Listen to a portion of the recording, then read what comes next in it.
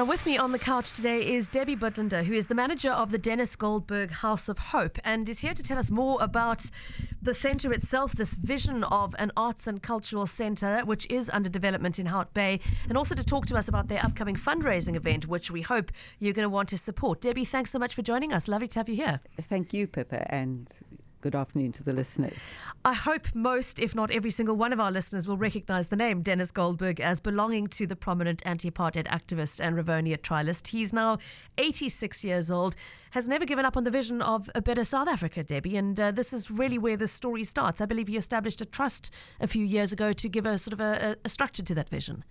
Yes, I think it started because since he came out of jail, he's been collecting artwork, and he's got a terribly colourful collection of about 200 paintings and drawings, and also artefacts and other things. And it was when, as he puts it, he shuffles off to Buffalo, what is going to happen to this art collection. And so the first idea was to establish a gallery and he's lived in Hout Bay now for 15 or 16 years. Okay. So he wants to give whatever he can give to Hout Bay, which is an interesting community and one which has racial divides that are, I mean, it's often referred to as a microcosm of South Africa. Yeah.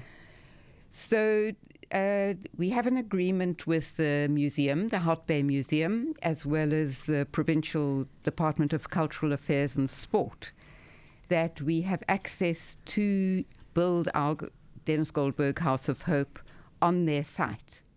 And the plans are going through the process, and we hope to start in a month or two. It's a long, slow, bureaucratic process with lots of red tape involved. I know that, and I can say that confidently because everybody who's building anything in Cape Town is complaining about that. Debbie, you guys have not been immune to that slow pace of turnover. Yes, we did have, the plans are now, we believe, in the final stage. But the whole idea of the Deniss Golberg House of Hope expanded beyond the art gallery to also to become an arts and cultural education centre for the children and youth of Hout Bay. So at the moment we've started doing activities. Obviously the fact that we don't have our own premises makes it more difficult. Mm-hmm. Snookies, which an most institution have been exceedingly generous in that they give us access to their overflow hall anytime except weekends and over the Christmas New Year period. So we've been running holiday programs there. We've done some photography stuff. We're going to start hip-hop classes this year in collaboration with Jazz Art every Saturday morning. Mm-hmm. Cronendale School is leasing us their hall. So we really are taking off in that, but also looking forward to when we have our own building. The concert is some of your... Can I pause you there just for a minute? Before we get to the concert, I just want to talk a little bit more about the big picture of the centre and then whittle down into some detail on the concert. Firstly, to say, yay, Snookies, that's wonderful news, and yet another reason, if the Katamari wasn't reason enough, a good reason to go and support them. In the interim, that you said the plans are close to approval. I know you've been through the formalities of a sort of a sod turning ceremony, but you can't start building until those plans are finally approved. What sort of timeline are you thinking until you do have your own building in place? Well, we're hoping that we can start building in late February, early March, and the first building, which is the gallery and a little office and one activity room and toilets, should only take 3 or 4 months. So it'll be during this year, unless we discover there's another step in the process that we weren't aware of. Yes. So, but we're trying not to let that keep us back, and we're definitely expanding activities this year with the hip-hop, with some computer stuff. So finding a way to deliver the vision of a shared arts and culture space that the youth can come together in, even though the actual physical place that you dream of may not exist yet. I'm aware of the fact that Dennis's health hasn't been the best. Yes. The delays, the process taking this long must, I know, have been difficult for him to cope with. How's he doing? I mean, he must be hanging on waiting to see this building go up. He was diagnosed with stage 4 lung cancer about 18 months ago. Yeah. if not longer. So, he wants to see this happen. He's seen the sod turning, but he wants to see a building there, and he wants to see the children and youth enjoying it. So every delay is a problem. He's amazing for someone who has stage 4 lung cancer.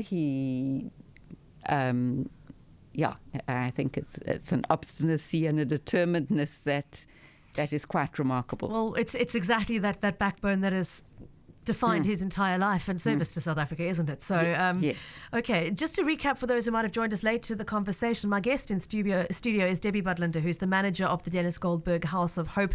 The house itself as a physical entity does not yet exist, but the activities, the vision of a place where the youth of Hout Bay, and by that we mean the youth of all parts of Hout Bay. Debbie, we're talking Imizamo-Yota, Hangberg, all the bits in between. This is an idea that a place where people who live very separately from one another can be brought together, really. Yes, I mean, that's one of the principles, is that all activities are not just for one area of Hout Bay.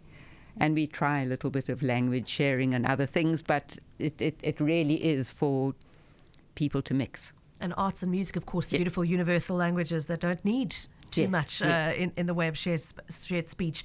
Okay, now let's talk about the big fundraising concert, which is coming up the day before Valentine's Day. So if you've been scratching your head to find something really special to do this year, this is something to consider. The event is called Ugu Fikelela, which I'm told means reaching out in Xhosa. Tell us what the event entails, Debbie. Okay, so Gareth Lubber is the person behind this. Some of your listeners might have attended the magnificent concert that was held for Dennis's 85th birthday. At Hugo Lambrecht. At Hugo Lambrecht, it had Yvonne Chaka Chaka, it had a whole lot of other wonderful things. So Gareth has now dreamt up something different and very exciting. And it comes from this reaching out, which is bringing different people together.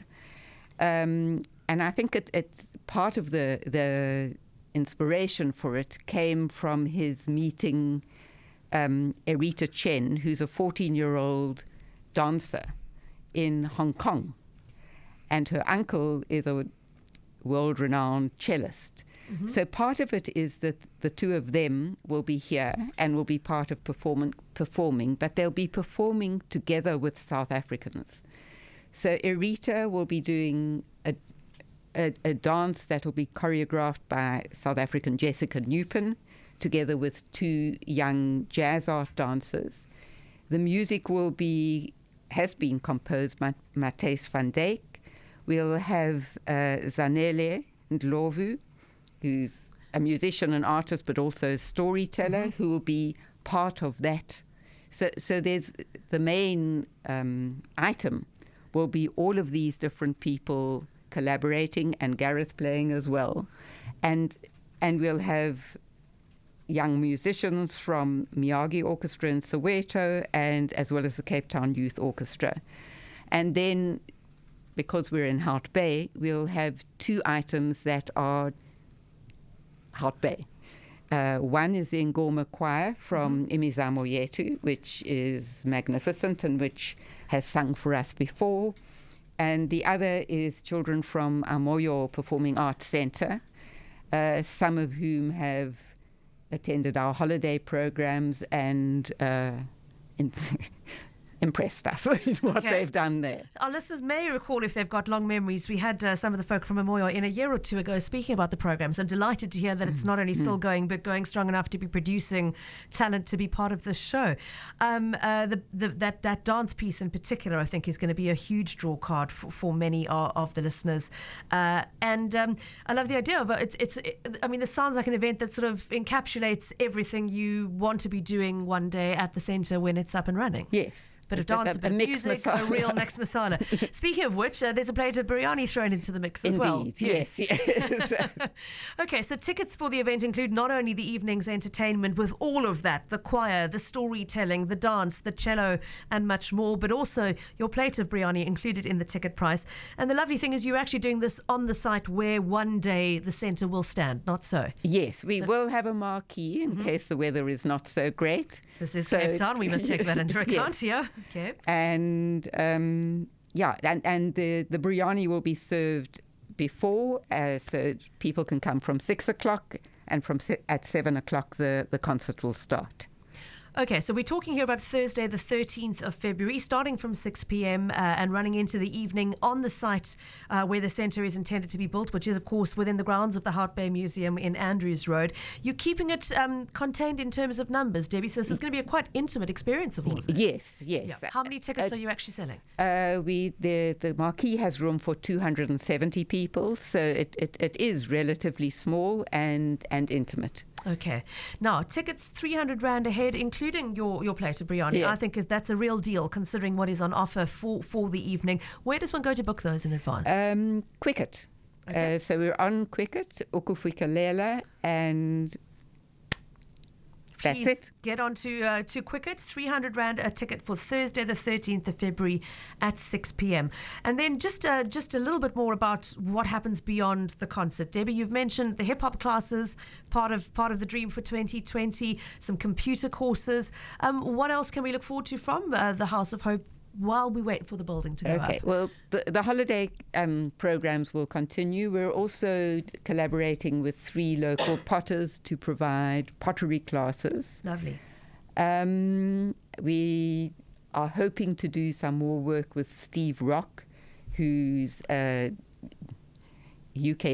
well, he was UK, he's now South African, but a children's TV presenter, and he did creative stuff with us in January. We're hoping to do more with him, and we'll see. Yes, at the moment we're trying to get the 3. We're also we're collaborating with Mikulu Trust, which does book sharing, which is for working with mothers mainly. We had one father the last time of very young children, wordless books, which allow interaction between the parent and the child, and also get children introduced to the idea of looking at books, interpreting them, speaking about them. Such an important part of the ECD learning phase, and even before you get to ECD. And I want to mention and remind everybody that World Read Aloud Day is just around the corner in early Feb, so start thinking about that while we're talking about reading and books and the importance of having books in the life of a young child. I'm hoping, Debbie, that listening to this, there might be residents of Hout Bay going, gosh, I didn't even know this was happening in my neighbourhood. I have skills in the arts. I am maybe a retired teacher or a creative person who would like to contribute in some way. Are you open to that kind of collaboration? Definitely. I mean, we have had we have a lot of people who've offered their services, but we need more. Okay. And I mean, this is meant to be a project for Hout Bay. So what I forgot to mention is that, yes, when we have the building, and the later buildings will have activity rooms, it's not only for us. What we want is that other NGOs can use this space, and it's a safe space, and we can provide some support for them, because there is a lack of space in which NGOs can operate in Hout Bay. So and we don't want to duplicate what other people are doing. So if others are doing it, they can come and do it at our place if they don't have their own space, and we'll try and fill in some of the gaps. With support in infrastructure terms, that's fantastic. And there are so many wonderful NGOs like Amoyo, like DreamWorks. Many of them have been on the show. It would be wonderful to see that spirit of collaboration and sharing for the betterment of the community to take root. Okay, so let me just remind you again that the fundraising concert we've been talking about is happening Thursday, the 13th of February at 6 p.m. on the grounds of the Hout Bay Museum in a marquee. You can book your tickets through Quicket. The other way you can support what's happening here is, of course, by volunteering your time and skills and effort to help the vision of getting all kinds of arts and culture collaborations going. Please do reach out to the Dennis Golberg House of Hope if you've been inspired by what you've heard today, if you feel you can make a contribution. The website is goldberghouseofhope.co.za. Debbie, if somebody wants to email you directly, is there an address we can share? Yes, DGHOH, Dennis Golberg House of Hope, at goldberghouseofhope.co.za.